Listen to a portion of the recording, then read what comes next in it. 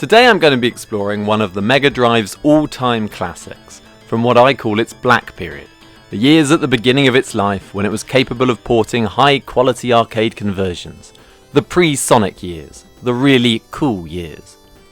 Basically, if an arcade game was made in the 80s, the Mega Drive had a good shot at being able to create an impressive home version. But as the 90s wore on, the arcades grew more and more powerful, leaving the Mega Drive behind. For me, the three games that demonstrate the Mega Drive's early arcade conversion power at its best are Strider, Ghouls and Ghosts, and today's absolute classic, Golden Axe. Before getting into this though, please hit subscribe and like and any other generally helpful buttons you see lying around on YouTube. I really appreciate it. What was Golden Axe for me?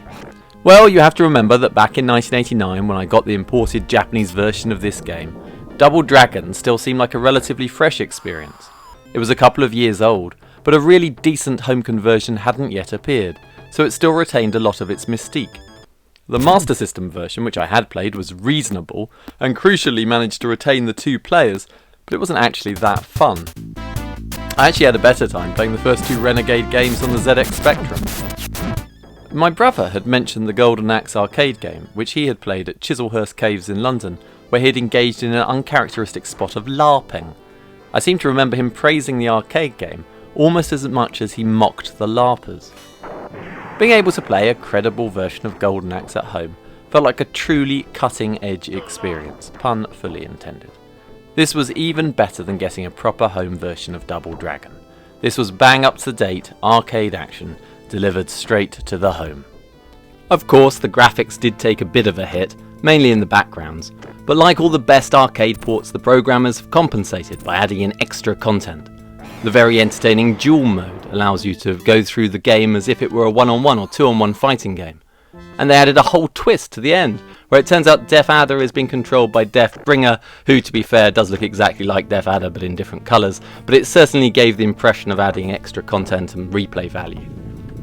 I've played this game single player many times over the years, but not really much 2-player since my older brother left home in 1993. To recreate the authentic experience, I've conscripted my son Zorro to play as Gilius Thunderhead.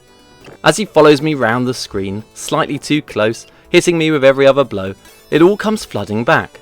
This is the perfect sibling aggression sublimator. All sensible tactics soon go out the window, but the sheer fun of the experience is incomparable to playing 1 player.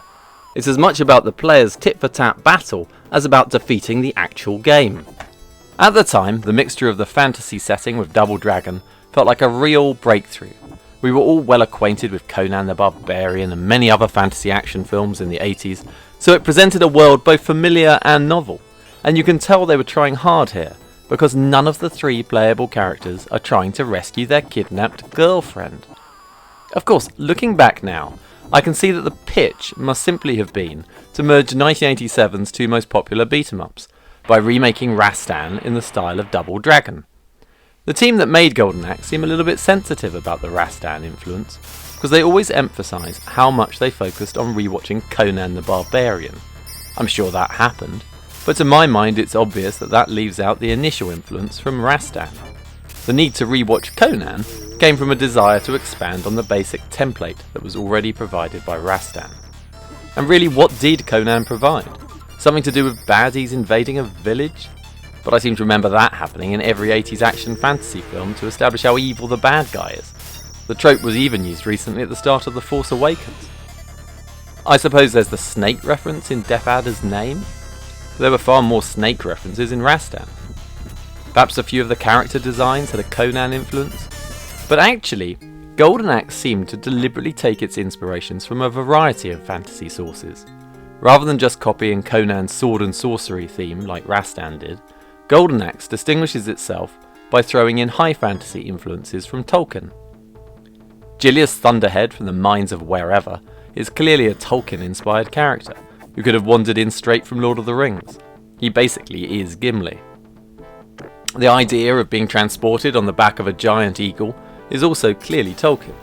Okay, Tolkien's giant eagles were a bit less giant, but Gwaihir the Windlord and his eagle buddies helps Gandalf a few times when Tolkien needs to get him out of a tricky spot.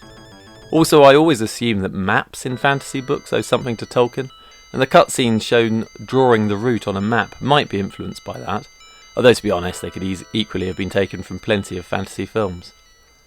Throwing in a bit of Tolkien was very welcome to me, but not perhaps all that surprising. What I could never quite get my head around was that Terry Pratchett's Discworld series appears to have had some influence. Otherwise, where the hell does the idea of that giant turtle come from?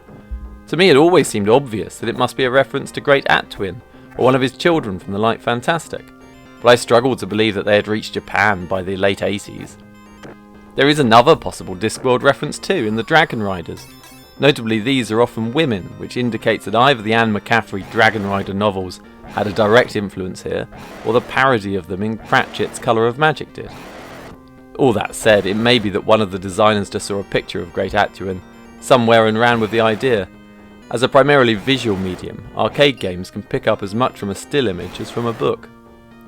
A lot of the other unexplained influences do probably come through Boris Vallejo and Julie Bell's artwork, which Makoto Uchida, the designer, did say directly influenced Tyrus Flair's design at the very least. Another game which seems to have had some influence is Capcom's Black Tiger. Whilst not as successful as Rastan, this was also one of 1987's better arcade games. This is more of a platformer than a beat-em-up, but it also goes with the Conan theme, and there are a couple of obvious influences on Golden Axe. The main character seems to have somewhat inspired Death Adder himself, and the skeletons rising from the earth appear here too. No doubt somewhat inspired by Capcom's own Ghosts and Goblins. As is often the way, Sega copied this idea by going back to the original source, Ray Harryhausen's skeletons in Jason and the Argonauts.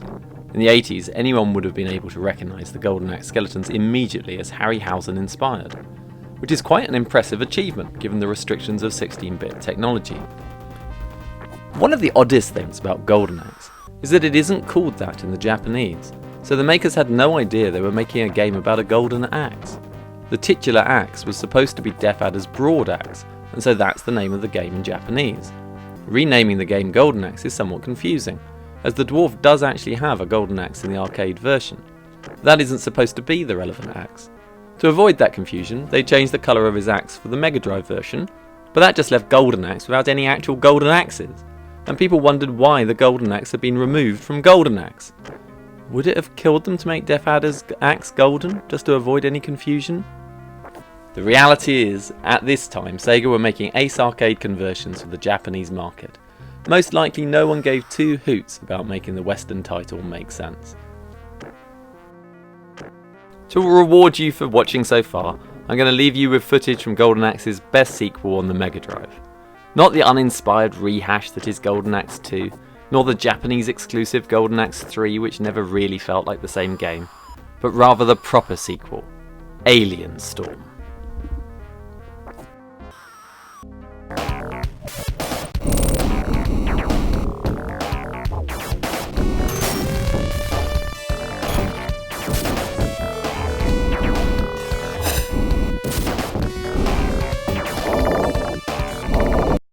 Thanks for watching this all the way through. If you liked it, please hit the subscribe and like buttons. Till next time.